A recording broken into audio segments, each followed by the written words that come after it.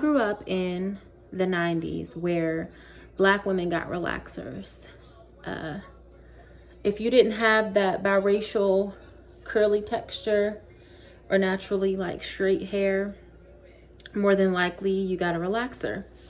And I think it started off with me getting my hair hot combed, but that's a lot of work and it does not last long. So we resorted to relaxers, and I think I don't remember the age where I got my first relaxer, but I'll insert a picture of when I believe I had my hair relaxed, and I was really young. It was a trend, but also, you know, nobody knew how bad that was for your hair. And as Black women, I feel like at that time, we didn't have the tools to care for our hair properly. We really didn't. Like the Denman brushes, we didn't understand the importance of conditioning. Like now there's a whole community out there for it because women are starting to embrace like their natural hair. But back then it was not the case. So I definitely got a relaxer. It definitely did some damage to my hair, but you know, it did damage to my hair. Hair grows back. I think that it affected my mental the most because as a kid, you're born into this world. You don't have a choice as to what type of hair you get, how you look, your heritage, your ethnicity. You don't have control over those things. So you come into the world and it's just like, I was born with this type of texture hair.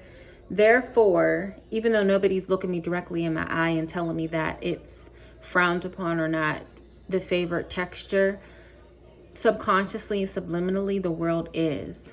And just by me, like as soon as my hair would grow out and like my natural texture, my roots would start to come in, they would call it new growth, a relaxer would be slapped onto it. So I think that I kind of developed this mindset that straight textured, soft textured hair is favorable. It continued for me. I just kept getting relaxers, and then I would switch to micro braids, which would mean I didn't have to touch my hair for months, which is terrible. I love you too, baby.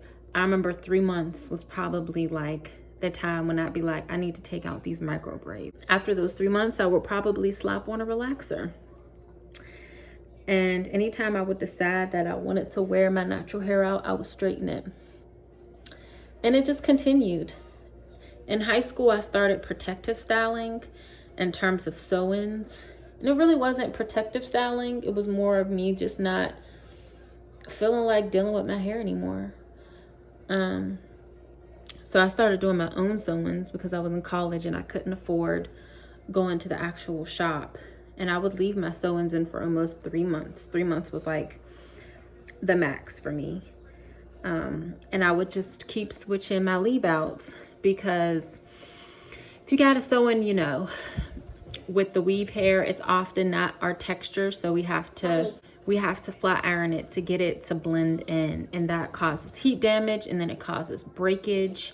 So you have to keep like switching the area in which you leave your hair out for a sew-in. And I just kept doing that. Finally, when I turned 29, I believe it was my 29th birthday, I'm like, I want to do something different. I want to get my natural hair straightened, and I want to wear it out. So I went to the shop, and the guy who blow dried my hair, he didn't know how to take care of natural hair. He didn't section my hair off. There wasn't a comb attachment. He didn't use a Denman brush. He didn't start from the bottom. He kind of just raked through my hair on high heat with a blow dryer. And I could smell my hair. Like I could smell it burning. And there were people in the shop looking at me like, because my hair, it looked crazy and it hurt so bad when he was blow drying it. So I went from him to another lady and I asked her, I said, did he just burn my hair off? She was like, no, of course she's gonna, you know, her loyalty lies with him. But after that hairstyle, I could just tell my hair was damaged. I just knew it because I literally smelled it burning. That hairstyle only lasted a night, y'all. I got my hair pressed out and I sweated it out that night. It was my birthday. And I woke up in the morning and I'm just like, my hair is damaged. It's puffy, protective style. So I think I did like a U-part wig or something. And it wasn't until November of 2019 where I moved down south, and I just decided to chop it all off. I was having some health issues with my hands, so I couldn't tend to my hair like I, needed to, or like I typically would. I was sick. It was like low-key, like probably a nervous breakdown. I was hot because I was transitioning from up north weather to down south weather, and I just chopped it all off, and I just kept wearing wigs, up until now. 2 years later, this is the length of my natural hair. It's not pressed. There's no heat on it. I've been deep conditioning it. I try to do a deep condition weekly, and then I do like a twist out or a braid out, but if not weekly, then every 2 to 3 weeks. So what made me decide to just completely just embrace and rock my natural hair?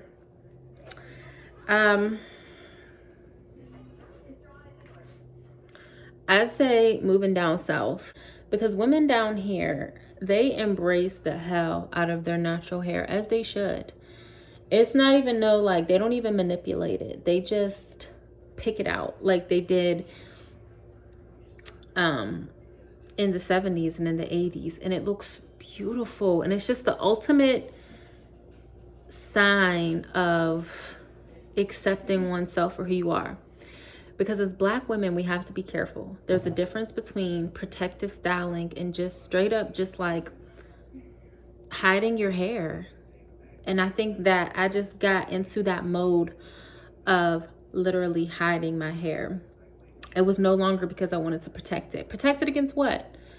What am I protecting it against? Like, I don't put heat on it. I found ways not to put heat on it.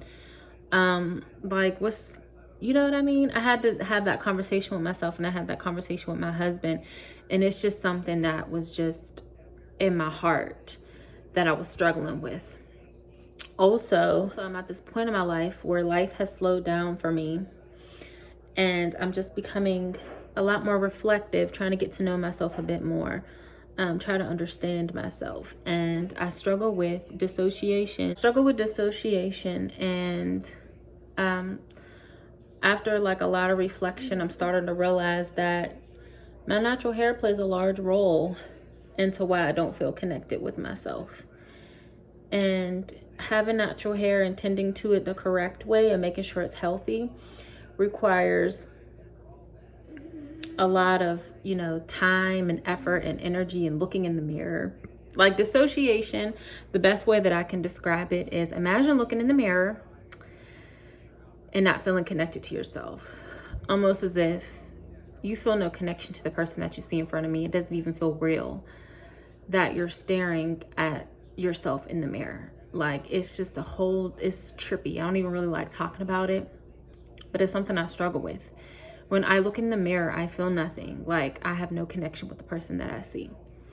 But by working on myself and also embracing my natural hair, it forces me to sit in front of the mirror for hours.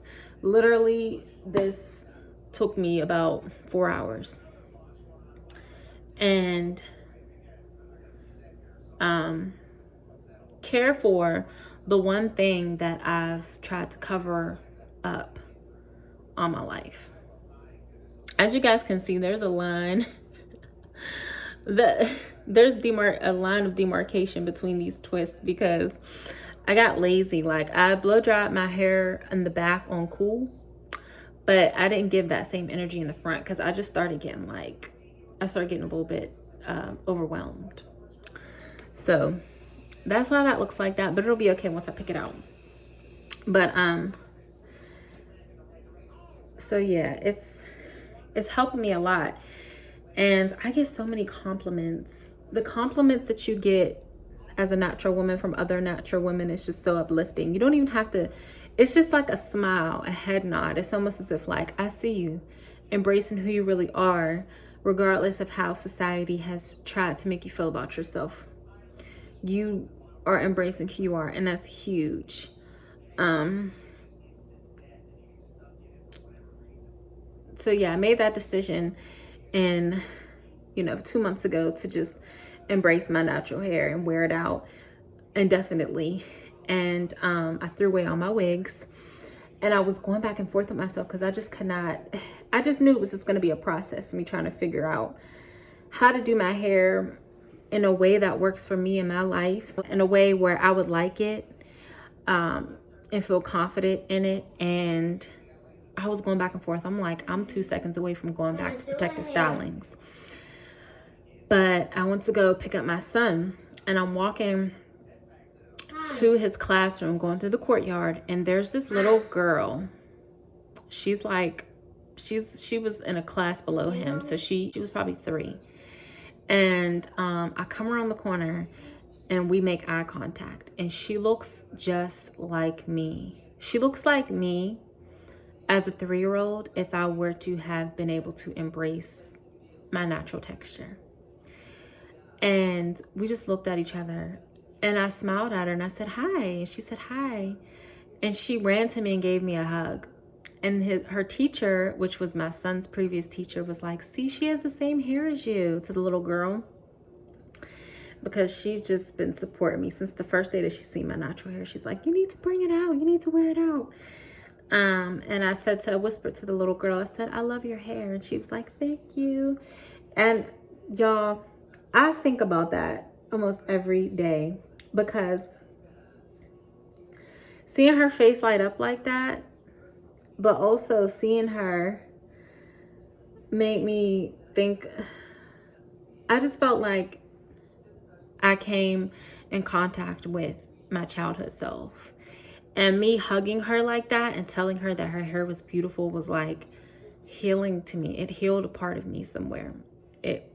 I promise you, when I got into the car, I got emotional, because she was just so beautiful and perfect, just the way that she was. And I just loved, I don't know who her parents are, but I love the fact that they are instilling in her that her hair is beautiful. And I hope they're telling her that every day. It was like from that day forward, when I seen her reaction, I was just like, I don't really care. Like, if people, you know, might not favor my hair this way, they might be used to my hair. Who cares what they think? Are you kidding me? There's little girls out there who are looking at my hair and thinking it's just beautiful. But I just wanted to tell you guys that story while I was taking my twist out. I'm about to pick this out and finish getting ready for work. I plan to do, if you guys want to see it, I want to do like a full like wash day routine if you guys are interested. I'm still trying to figure out my hair, to be honest with you guys. So I was trying to wait a little bit, but I think I have a pretty good thing going on here.